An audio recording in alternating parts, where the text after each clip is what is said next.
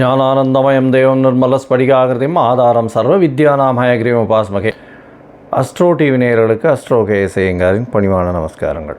வார பலன் 23/9/2024 29/9/2024 வரலும் உண்டான வாரத்திற்கு என்னென்ன பலன்கள் மேஷம் முதல் மீனம் வரை அப்படின்றத பார்க்கலாம். அதற்கு முன்னாடி இந்த வாரத்தினுடைய கோல்சாரம் என்ன, இந்த வாரத்தில் வரக்கூடிய விசேஷ நாட்கள் என்ன, அது தவிர இந்த வாரத்தில் எந்தெந்த ராசிக்காரர்களுக்கு சந்திராஷ்டமம் அப்படின்றத பார்ப்போம். முதல்ல இந்த வாரத்தினுடைய கோல்சாரம்னு எடுத்தோமேயானால் காலபுருஷ தத்துவத்தில் 2வது ராசியான ரிஷபத்தில் குருவும், மிதுனத்தில் செவ்வாய், கன்னியில் புதன் சூரியன் கேது, துலாத்தில் சுக்கிரன், கும்பத்தில் சனி வக்ரம், மீனத்தில் ராகு. இந்த வாரம் அதிவேகமாக செல்லக்கூடிய கிரகமான சந்திர பகவான் இந்த வாரத்தில் ரோகிணி நட்சத்திரம் ரிஷப ராசியிலிருந்து மக நட்சத்திரம் சிம்ம ராசி வரலும் போகிறார். இது இந்த வாரத்தினுடைய கோல்சாரம். இந்த வாரத்தில் பார்த்தேனால் வரக்கூடிய விசேஷ நாள் அப்படின்னு சொல்லும்பொழுது 23ஆம் தேதி அன்னைக்கு சஷ்டி, தேய்பிரை சஷ்டி. சஷ்டி விரதம் தேய்பிரையில் பார்த்தேனால் முருகனுக்கு விரதம் இருக்கிறதும், எதிராளிகள் பகையாளிகள் செய்வன செய்கிறது இந்த மாதிரியான விஷயங்களில் பிரச்சனைகள் இருக்கிறவாளுக்கு இந்த முருகனுக்கு விரதம் இருக்கிறதன் மூலியமாக அது போகும். அது தவிர எதிரிகளை வெல்லக்கூடிய ஒரு பெரிய ஏற்றம் கிடைக்கக்கூடிய காலகட்டம். இந்த சஷ்டி விரதம் இருந்தால்தான் அவள் எல்லா விஷயத்திலையும் ஜெயிக்கக்கூடிய காலகட்டமாக அமைய போகிறது. சஷ்டியில் விரதம் இருந்தால் அகப்பையில் வரும் அப்படின்றது பொதுவாகவே வளர்பிறை சஷ்டியில் இருக்கிறது பெரிய விசேஷம். தேய்பிரை சஷ்டியில் இருக்கிறதன் மூலியமாக நிச்சயமாக உங்களுக்கு வரக்கூடிய வந்த எதிரிகள் எல்லாரும் உங்களை விட்டு போகக்கூடிய வாய்ப்புகள் உண்டு. உங்களுடைய கடன், உங்களுடைய அந்தஸ்து, பதவி இதெல்லாம் போனதெல்லாம் திரும்பி வரக்கூடிய காலகட்டம் இந்த சஷ்டி விரதம் பண்ணேன்னா தேய்பிரையில். முருகப்பெருமானை வணங்கிட்டு பண்ணுறது பெரிய ஏற்றத்தை கொடுக்கும். இந்த வாரத்தில் பார்த்தாலேயானால் இது பித்ருக்களினுடைய வாரம். ஏற்கனவே சொல்லியிருக்கோம். இது இந்த மாதமே புரட்டாசி மாதமே பித்ருக்களினுடைய மாதம். புரட்டாசி மாதத்தினுடைய பலன்கள் தனியாக போட்டிருக்கேன். அதை தவிர புரட்டாசி மாதத்தின் பித்ருக்களின் தோஷத்தை பற்றியும் தனியாக ஒரு 15 நிமிஷம் வீடியோ போட்டிருக்கேன். இந்த வாரம் பார்த்தாலேயானால் 25ஆம் தேதி மத்தியாஷ்டமி. மத்தியாஷ்டமி அப்படின்னு சொல்லக்கூடியது அதாவது உங்களுடைய மூதாதையர்கள் இறந்தவர்களுக்கு எந்த திதி நட்சத்திரம் தெரியாமல், அவங்க எப்போ போயிட்டாங்கன்றதும் தெரியாமல், எப்போ இறந்து போனார்கள்ன்றது தெரியாமல் இருந்ததே. ஆனால் அந்த காலகட்டத்தில் இந்த மத்தியாஷ்டமியில் பண்ணுறது விசேஷம்.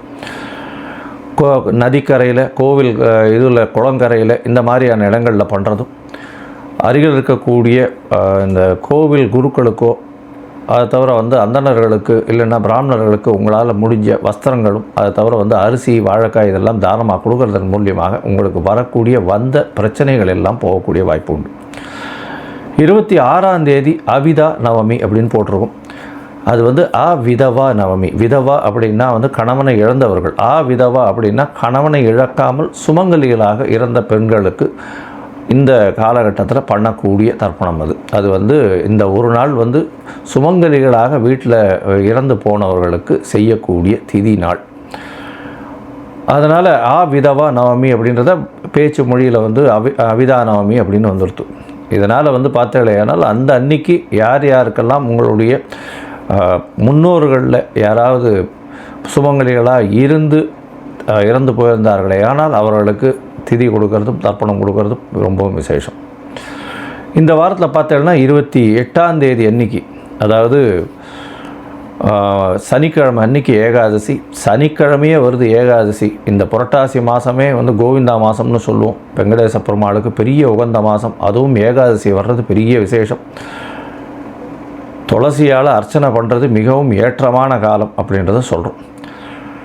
இந்த வாரத்தில் வரக்கூடிய அதாவது சந்திராஷ்டமம் எந்தெந்த ராசிக்குன்னு பார்த்தாலேயானால் துலாம், விருச்சிகம், தனுசு, மகரம் இந்த 4 ராசிகளுக்கு சந்திராஷ்டமம் வருது. சந்திராஷ்டமம்னா உங்களுடைய ராசிக்கு 8ஆம் இடத்துல சந்திர பகவான் மறையிறது சந்திராஷ்டமம்னு சொல்கிறோம். சந்திர பகவான் மதிகாரகன்னு சொல்லக்கூடிய மறைந்து இருக்கக்கூடிய காலகட்டத்தில் தவறான முடிவுகள் எடுக்கக்கூடும்.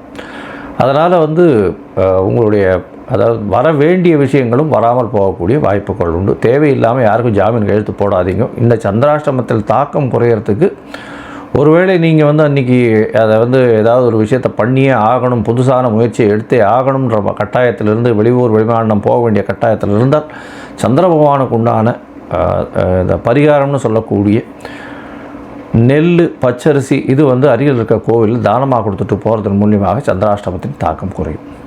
சரி, இந்த வாரம் மேஷம் முதல் மீனம் வரை, அதாவது 23/9/2024 29/9/2024 வரை உண்டான வாரத்திற்கு எப்படி இருக்குன்னு பார்க்கலாம். அதற்கு முன்னாடி என்னுடைய மொபைல் நம்பர் கீழே ஸ்க்ராலிங்கில் போயின்னு இருக்கோம். உங்களுக்கு அஸ்ட்ராலாஜிக்கல் கன்சல்ட் தேவைப்பட்டதுன்னா எனக்கு ஒரு ஃபோன் பண்ணுங்க. உங்களுடைய date, time, place of birth, உங்களுடைய நேம், பேரண்ட்ஸினுடைய நேம் அதை எனக்கு அனுப்பிச்சிங்கன்னா என்னுடைய கட்டணம் என்னன்னு தெரிவிக்கிறேன்.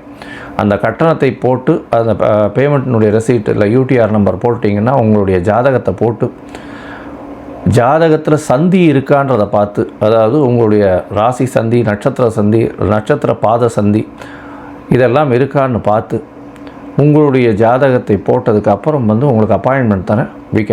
நம்ம ஒரு இது ஆன்லைன்லேயும் இது பண்ணலாம். அது தவிர ஆஃப்லைனில் என்னை பார்க்க வரணும்னாலும் அப்பாயின்மெண்ட் எடுத்துட்டு வாங்கும். இப்போ எனக்கு தெரிஞ்சவா பாதி பேர் ஒரு 35-40 இயர்ஸ்லாம் இருக்கிறவாளுக்கு எந்த நட்சத்திர பாதம்னே சரியாக தெரியாமல் அவள் துலா ராசின்னு நினச்சிட்டு இருக்கா, விருச்சிக ராசிக்காரளாக இருப்பாள். விசாக நட்சத்திரம் 3ஆம் பாதம் நினச்சிட்டு இருப்பாள், 4ஆம் பாதமாக இருக்கும். அதனால் அந்த சந்தி பார்க்குறது ரொம்பவும் முக்கியம். அதே மாதிரி மிருகசீரிஷ நட்சத்திரம் இருக்கும். 2 அதாவது உடைந்த நட்சத்திரங்கள் வர இடத்துல எல்லாத்துலேயுமே இந்த பிரச்சனைகள் வரும். அதே மாதிரி பார்த்தாலேயானால் முதல் பாதம் வரும்பொழுதும் சரி, அதாவது ஒரு நட்சத்திரத்தின் முதல் பாதம் வரும்பொழுதும் அது முந்தின நட்சத்திரத்தினுடைய கடைசி பாதமாக கூட இருக்கக்கூடும். அதனால் நட்சத்திர சந்தி பார்த்து அதன் வழியாக செயல்படுறது மட்டும்தான் ஒரு நல்ல தீர்வு. நீங்கள் அனுப்புங்க, நான் எனக்கு முடிஞ்ச இதுவை உங்களுக்கு பண்ணுறேன். இப்போ ஒரு ராசியாக மேஷம் முதல் மீனம் வரை பார்க்கலாம். விருச்சிகம், விசாகம், அனுஷம், கேட்டை இந்த 3 நட்சத்திரம் 9 பாதம் கொண்ட ராசி. இந்த ராசியை பார்த்தேடையானால் விருச்சிக ராசிக்காரர்களுக்கு சப்தமத்தில் குரு பகவான் இருக்கிறது விசேஷம். இருந்தாலும் 8ஆம் இடத்துல செவ்வாய் பகவான் மறைந்திருக்கக்கூடிய காரணத்தினால வெளியூர் வெளிமாநிலம் போகக்கூடிய வாய்ப்புகள் நிச்சயமாக உண்டு. திடீர் பண வரவு எதிர்பாராத இடத்திலிருந்து வரும். இன்சூரன்ஸ், ரேஸ் இந்த மாதிரியான விஷயங்கள் மூலியமாக வரக்கூடிய வாய்ப்பு இருக்கும். மனக்லேசங்கள் இருக்கும். மனசில் கொஞ்சம் பயம் இருக்கக்கூடிய காலகட்டம். ஏன்னா ராசிநாதன் 8ஆம் இடத்துல மறைஞ்சி இருக்கிறதுனாலே, சுவர்கள் எதுவும் பார்வை இல்லாததுனால மறைஞ்சிருக்கக்கூடிய காலம்ன்றதால கொஞ்சம் மனசுக்குள்ள கிளேசங்கள் இருக்கக்கூடிய வாய்ப்புகள் நிச்சயமாக உண்டு. ராசிக்கு 4ஆம் இடத்துல சனி பகவான் வக்கரகதியில் இருக்கார். தாயின் உடல்நிலையில் நல்ல ஒரு ஏற்றம் இருக்கும். இருந்தாலும் அலைச்சல் கொஞ்சம் அதிகமாக இருக்கக்கூடிய காலகட்டம். புதுசாக வண்டி, வாகனம் இதெல்லாம் வாங்குவீங்க. அதாவது மேனுஃபேக்சரிங் யூனிட் ஏதாவது வச்சுருந்தீங்கன்னா அது இம்ப்ரூவ் பண்ணுறதுக்கு நிறைய காசு இன்வெஸ்ட் பண்ணுவீங்க. இந்த வாரம் ராசிக்கு 5ஆம் இடத்தில் ராகு பகவான் இருக்கிறதுனால சிறு சிறு தொல்லைகள் குழந்தைகள் மூலியமாக வரக்கூடிய வாய்ப்புகள் உண்டு. உங்களுடைய பதவி, புகழ், அந்தஸ்து, கௌரவத்தில் சிறிய பின்னடைவு இருக்கக்கூடிய வாய்ப்பு இருக்கும். இந்த வாரத்தில் பார்த்தீங்கன்னா உங்களுடைய ராசிக்கு 11ஆம் இடம் வலுப்பெற்று போகிறது. ஏன்னா 3 கிரகங்கள் 11ஆம் இடத்துல இருக்கிறது பெரிய விசேஷம். புதன், சூரியன் மற்றும் கேது, அதாவது 10ஆம் அதிபதியும் 11ஆம் அதிபதியும் சேர்ந்திருக்கக்கூடிய காலகட்டம். இதன் மூலியமாக தொழிலில் அபரிமிதமான ஏற்றம் இருக்கும். இன்வெஸ்ட்மெண்ட்டு அதுவே நல்ல ஒரு ஏற்றத்தை கொடுக்கக்கூடிய காலகட்டமாக அமைய போகிறது. இதன் மூலியமாக தொழிலில் பெரிய ஏற்றம் இருக்கக்கூடிய காலகட்டமாகவும், இந்த தொழிலில் ஏற்றத்தை கொடுக்கக்கூடியது லாபங்கள் அதிகமாக இருக்கக்கூடிய வாய்ப்புகள் நிச்சயமாக இருக்கும். இந்த வாரத்தில் 12ஆம் இடத்துல இருக்கக்கூடிய ஆட்சி பெற்ற சுக்கிரன் மூலியமாக உங்களுக்கு கண்டிப்பாக சுப செலவுகள் இருக்கும். கணவன் மனைவிக்குள்ளே நல்ல ஒரு அந்யோன்யம் இருக்கக்கூடிய காலகட்டமாக அமைய போகிறது. கணவன் மனைவிக்குள்ளே நல்ல ஒரு ஏற்றங்கள், நல்ல ஒரு அண்டர்ஸ்டாண்டிங் இருக்கும். ஏன்னா சப்தமத்திலேயே உங்களுக்கு குரு பகவான், 12ஆம் இடத்துல சுக்கிர பகவான் ஆட்சி பெற்று போகிறார். நல்ல ஒரு ஏற்றம் இருக்கும். கணவன் மனைவிக்குள்ளே நல்ல ஒரு பேச்சுவார்த்தை, நல்ல ஒரு இது நல்லபடியாக இருக்கும். ராசிநாதன் 8ஆம் இடத்துலேருந்து 2ஆம் இடத்தை பார்க்குற தனஸ்தானத்தை. இருந்தாலும் பேச்சுக்கள் கொஞ்சம் தடிப்பாக வர்றதுக்கு வாய்ப்புகள் உண்டு. இந்த வாரத்தில் பார்த்தாலேயானால் அதிவேகமாக செல்லக்கூடிய கிரகமான சந்திர பகவான் உங்களுடைய ராசிக்கு 9ஆம் அதிபதின்றவர் சமசப்தமத்தில் உச்சம் பெற்று போயிருக்கக்கூடிய காலகட்டம். 23/9/2024 29/9/2024 வரலும் உண்டான காலகட்டத்தில் 24ஆம் தேதி கார்த்தால ஒரு 4:30 மணி வரலும் சந்திர பகவான் உங்களுடைய ராசிக்கு சமசப்தமத்தில் இருக்கார். குரு சந்திர யோகம் அமையிறது. குரு சந்திர யோகம் கஜகேசரி யோகம்னு சொல்லுவாங்க. சப்தமம் வலுப்பெற்று போகிறது. 9ஆம் அதிபதி 9க்கு 11 இருக்கிறது பெரிய விசேஷத்தை கொடுக்கக்கூடிய காலகட்டமாக அமையிறது. இதன் மூலியமாக திருமணத்திற்கு தந்தையின் உறவினர்கள் மூலியமாக திருமணத்திற்கு அது ஃபிக்ஸ் ஆகக்கூடிய வாய்ப்புகள் உண்டு. இருந்தாலும் இப்போ மாலயம் நடக்கிறதுனால பேச்சுவார்த்தைகள் மட்டும் அப்படியே போயிட்டு முடியும். அதுக்கப்புறம் ஐப்பசி பிறந்த உடனே நல்லபடியான ஏற்றமான விஷயங்கள் வரும்.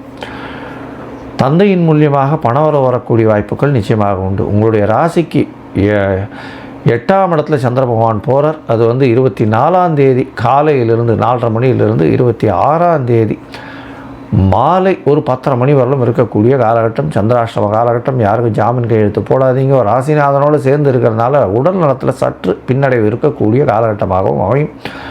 தேவையற்ற காசிப்ஸ் அந்த மாதிரியான விஷயங்கள் பண்ணாதீங்க. பொறுமையாக இருக்கிறது ரொம்பவும் நல்லது. ஒருவேளை நீங்கள் பண்ண வேண்டிய, அதாவது வெளியூர் வெளிமாநிலம் வெளிநாடு போக வேண்டிய கட்டாயமும், அதை தவிர வந்து ஏதாவது இம்பார்ட்டன்ட் டெசிஷன் எடுக்க வேண்டிய கட்டாயமும் இருந்ததுன்னா சந்திர பகவானுக்கு உண்டான எளிய பரிகாரம் பண்ணிவிட்டு போங்க. உங்களுடைய ராசிக்கு 9ஆம் இடத்துல ஆட்சி பெற்ற சந்திர பகவான் வரார். எப்போன்னா 26ஆம் தேதி இரவிலிருந்து 29ஆம் தேதி காலத்தால் ஒரு 7 மணி வரலும் இருக்கக்கூடிய காலகட்டம். இந்த காலகட்டத்தில் பார்த்தாலேனால் சந்திர பகவான் 9ஆம் இடத்துல இருக்கிறதன் மூலியமாக தந்தையின் உடல்நலத்தில் நல்ல ஒரு ஏற்றம் இருக்கும். சீரான விஷயங்கள் இருக்கும். அதை தவிர பார்த்தாலேயானால் 9ஆம் இடத்துல சந்திர பகவான் இருக்கிறதுனால வெளிநாட்டுக்கு படிக்கக்கூடிய மாணவர்கள் நிச்சயமாக படிப்பை தொடரக்கூடிய வாய்ப்புகள் நிச்சயமாக உண்டு. நல்ல எஜுகேஷனல் இது வரக்கூடிய வாய்ப்புகள் உண்டு. ராசிக்கு 10ஆம் இடத்துல சந்திர பகவான் போகிறார். 29ஆம் தேதி கார்த்தால ஒரு 7:30 மணியிலிருந்து 1ஆம் தேதி மாலை ஒரு 4 மணி வரலும் இருக்கக்கூடிய காலகட்டம். இந்த காலகட்டத்தில் பார்த்தாலேயானால் 10ஆம் இடத்தில் சந்திர பகவான் 9ஆம் அதிபதி 10ஆம் இடத்துல இருக்கிறதுனால தொழிலில் ஒரு பெரிய ஏற்றம் இருக்கும். இருந்தாலும் சனி பகவானால் பார்க்கப்படுறதுனால தந்தையின் உடல் நலத்தில் சற்று பின்னடைவு இருக்கக்கூடிய காலகட்டமாக அமைய போகிறது. இந்த வாரத்தில் பார்த்தோம்னா விருச்சிக ராசிக்காரர்கள் அருகில் இருக்கக்கூடிய திருவேற்காடு அம்மன் கோவிலுக்கு போயிட்டு வாங்கும். அங்கே போயிட்டு ஒரு மஞ்சள் நிற வஸ்திரம் தானம் கொடுத்துட்டு வாங்கும். இந்த விருச்சிக ராசிக்காரர்கள் மருத்துவம் சம்பந்த, அதை தவிர வந்து மருத்துவ உபகரணங்கள் சம்பந்த, இரத்த உபகரணங்கள் சம்பந்த, அதை தவிர வந்து செங்கல், ரியல் எஸ்டேட்டு, சமையல் கலை வல்லுநர்கள் இவாளுக்கெல்லாம் நல்ல ஒரு ஏற்றமான காலமாக அமைய போகிறது அப்படின்றத சொல்கிறேன்.